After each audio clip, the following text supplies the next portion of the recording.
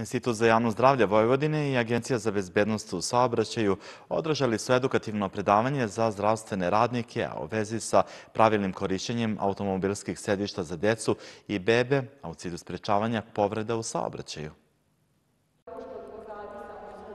Veliki broj povreda nastaje u saobraćaju zbog neadekvatnog ponašanja. Zdravstveni radnici su prvi koji moraju vaspitno da deluju u svom radu. Cilj edukacije poput današnje u Srednjoj medicinskoj školi Dva heroja jeste menjanje nepravilnih stavova, smatra Sonja Šušnjević iz Instituta za javno zdravlje Vojvodine. Podaci koji govore o saobraćajnom traumatizmu, a naročito kod dece koji je vodeći uzrok smrti u toj zdravoj kategoriji stanovništva, su ti od kojih moramo poći i prosto da svi radimo na tome da se menjaju ti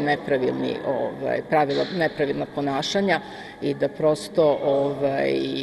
edukujemo i stanovništvo, a danas smo u medicinskoj školi jer su to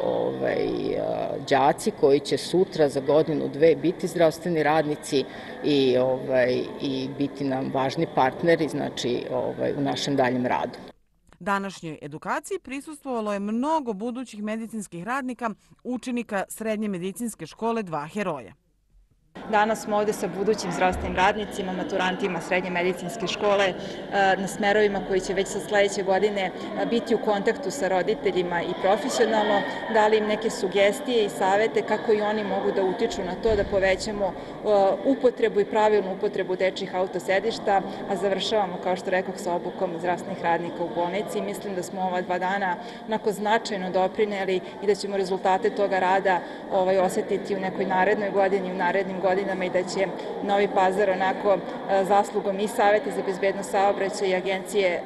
za bezbednost saobraćaja Republike Srbije unaprediti svoj položaj i izaći negde iz te crne zone kada pričamo o bezbednom prevozu dece kao putnika u saobraćaju.